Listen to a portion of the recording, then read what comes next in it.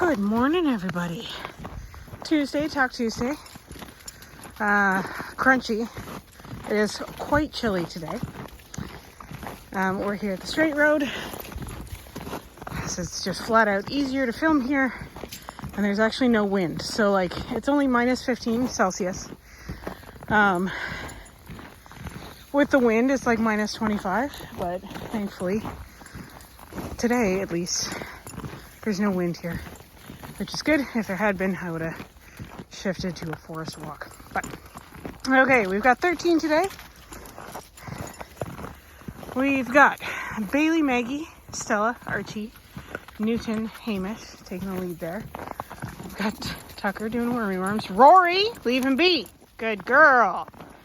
Rory, Rowan, Willow, Kronk, Cotton Ball, aka Casper, and Nova, who should be in front. Thank you.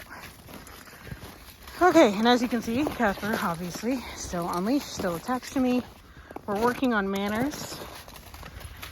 I know, I'm the worst. Good girl, Will. Let's go. We're working on manners and frustration temper tantrums, which he does have. He's about 6 months old. So he still has like puppy temper tantrums. He's also very sassy. He's been like that ever since he came home. Not the best problem solver. Actually, we'll see if he'll yell at me right now because he got tangled. Oh no, we figured it out. Yeah, so his first instinct when he hits like a problem is to yell until someone helps him. That doesn't super work with me because I just tell him to figure it out and I wait until he figures it. Oh my God, Newton. I don't know if I caught that on film, but that was very cute. Okay. So yeah, we're working on that today. We're keeping an eye out. No one has really shown me anything that I'm terribly concerned about. So we're mostly just focused on Casper. I had some questions from the last video, so I wanted to chat about those. Rowan, get going. Thank you. And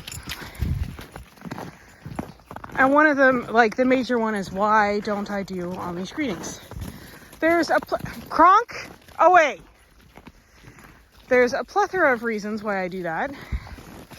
And there can be many, many different reasons why anyone does that. But, and I've gone over that in several videos. The CliffsNotes version is it's a part of their training. And it's how I don't get reactivity on leash. Go. Good. And if more people did it, then there would be a heck of a lot less reactivity. Actually, so if you guys are on Instagram, I want to say the account is Southend Dog Training. It's this guy, he's in the UK. I really enjoy his videos and he's pretty good at explaining things. As opposed to just like telling people what's what. So even when I do training, like puppy training or what have, one of the first things I go over is don't do on-leash greetings, right? And that is just a blanket statement.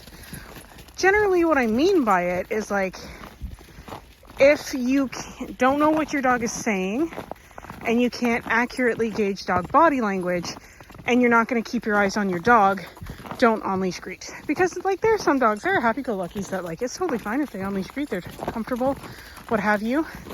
But back to Southend Dog Training, he actually posted a reel on Instagram that was pretty good. And it was him, he had his dog, I think. And he was with a client who had a dog named Lady. Looked like a Cocker Spaniel or something, a smaller dog. And he was running through an on-leash greet. No, we're watching.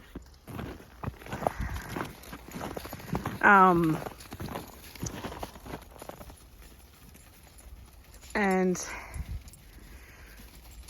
it's really hard because you don't end up seeing the reaction that he's talking about, like Lady's reaction, which is a little bit frustrating, but he describes it really well. Nova. And it's that they were greeting, they were happy, loose body language, tail wag, and then all of a sudden the lady's body language changed and he immediately called his dog off and gave her some space. Right? Now, that is how it should go. If you're going to greet on leash, you should be watching your dogs, not talking to the other person and not looking at your dogs. You should be watching your dogs. You should be watching that body language. And the second you see, hey Mesh, thank you. Boys, go.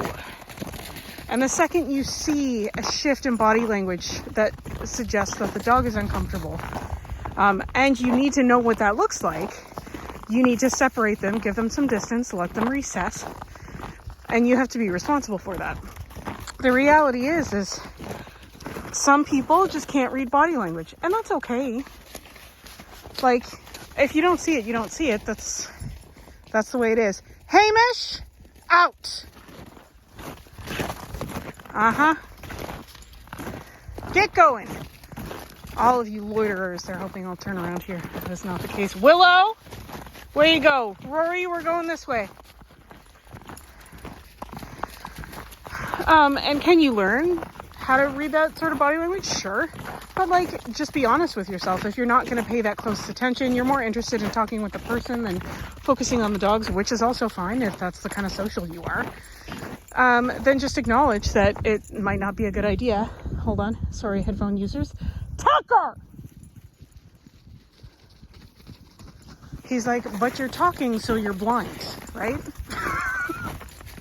That's some of the dogs think that if I'm just chatting with you guys on film, they're like, oh, I can do whatever I want because she's not paying attention. Little do they know. Right, because realistically speaking, good boy Kronk, dogs speak in scent first, which is obviously not something that we can comprehend or go. Hamish, thank you.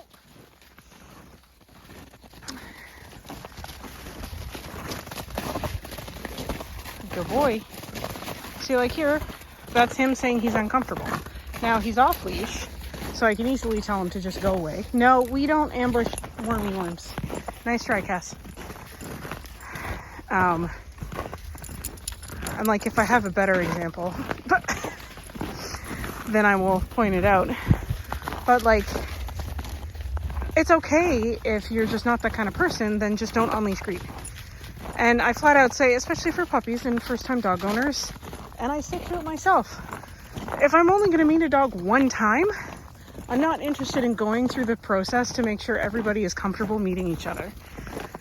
So if I'm in a market, like and I certainly hope, as the good boy Kronk, as the last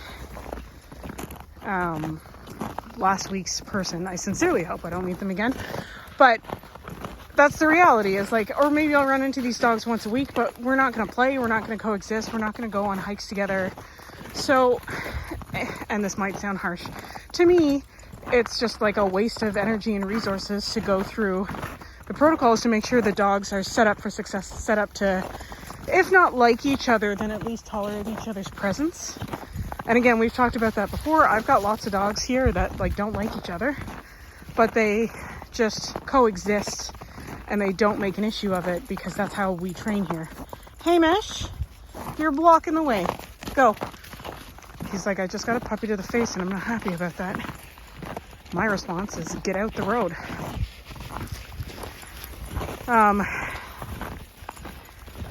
Rowan, truly. So as like an overarching statement and as a general rule of thumb, just no on-leash greetings. Now, one of the best ways to set dogs up for success in meeting them does utilize the leash, and it utilizes no contact to begin with, and then you slowly build up. I've done a video on slow intros before. I'm not gonna get into it today. We just don't have enough time.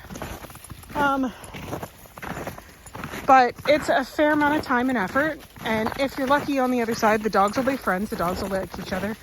Or if you have a happy-go-lucky and you know that, and actually know that, it's not just your opinion, you know what I mean? Like someone has told you that, someone with experience has said it,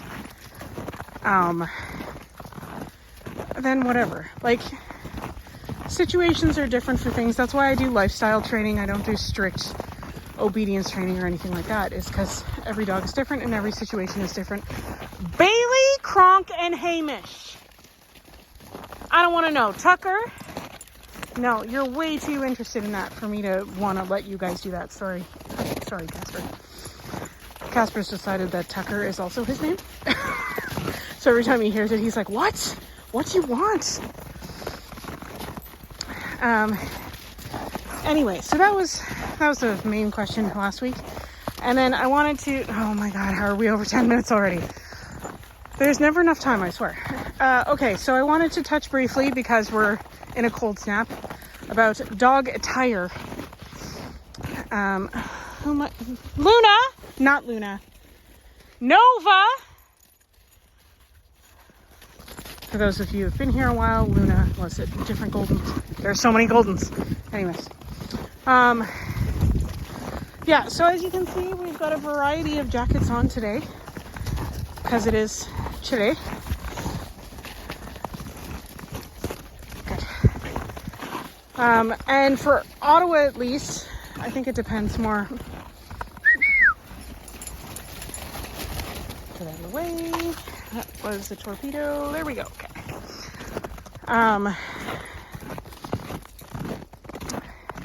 It's the wind chill more than anything. So around -5, I start looking at the dogs and being like, okay, do you need a coat? In Rowan's case, yes, because he's weenie. Bailey has no fur. Smaller dogs, like the smaller the dog, the more susceptible to the cold. As well as it depends on their coat. Like Hamish, for example, he's been freshly groomed, right? So he needs a coat. And then even the levels of what they need are going to be different. So Newton, that was rude. So you'll see basically everyone here is wearing chili dog coats. That's a local to Ottawa company. I do really like their coats. They're easy on, easy off. They will last the lifetime of your dog. Like, you don't have to go and buy a new one at PetSmart every year because it rips or whatever. Like, you can see, especially Bailey right now and Maggie playing, like, they can take what dogs can dish out. So I really, not sponsored, not affiliated. Don't get me wrong. If they would sponsor me, that would be amazing. But I don't think we're there yet as far as YouTube reach. Anyways, so yeah, there's a couple different versions of chili dog coats. Everyone's got something different, but the key about them is that they go up the neck, they cover the torso, they're easy on, easy off, and they have that windbreak layer on the outside. And that, in my opinion, is the most important, because you want windbreak. Bailey, that better be snow that you're eating. You want windbreak, and even a little bit of water resistance, because if it's more mild out, you might also see me throw the coats on the dogs, purely because if it's snowing and they get snow in their fur, it's going to melt because they're warm. Now they're damp. Now they're damp and it's -10 out. And that's problematic, right? Rory, let's go. We're going to have to work on that, my love. I'm not happy with the second name thing. I go through that sometimes with some of the dogs, where all of a sudden they decide they don't have to respond on the first naming, only on the second naming. That's a later me problem. Anyways, okay, so here we have like Bailey, for example, who's basically naked. Now she's wearing a chili dog coat over top of an underlayer. We call it the plaid Chaos Dragon layer. And it's actually one that I made for Rowan last year that I was selling, and they were like, we'll take that.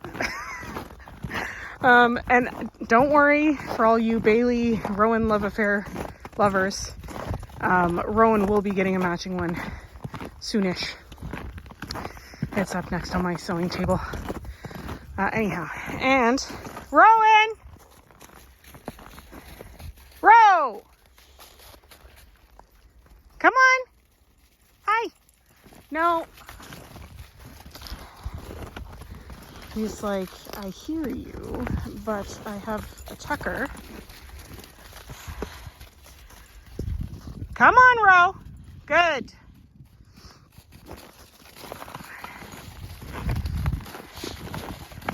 Go, boy. Come here. Good job. Okay, show everybody. So you've got a coat. Okay, go, go, go, go. And he has little suspender boots to cover his legs. Now, if there had been wind, I would have thrown a parka on him too. So I've got the Herta parka for him. I had it for Murphy and I just kept it because I knew we were getting bull terriers and bull terriers are weenies. So I would add the parka, and he also does have fleecy pajamas. So depending, I just layer him like I would layer myself, but assuming he's more of a weenie than me, right? Generally speaking, a good rule of thumb is like if you're putting mittens and hats and stuff on, it's a good idea to have a look at your dog and be like, do you need something? Now, there are certain dogs, like Malamutes, Newfoundlands, like this is their dream, Bernese Mountain Dogs. Hey, Mish! I don't know what it is you're smelling, but it's not going in your mouth. Go on, get a move on.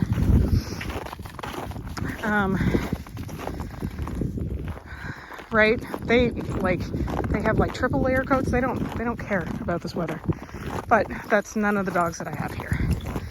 You will also notice that Archie and Stella are not wearing coats. That's purely because we're in the process of finding them.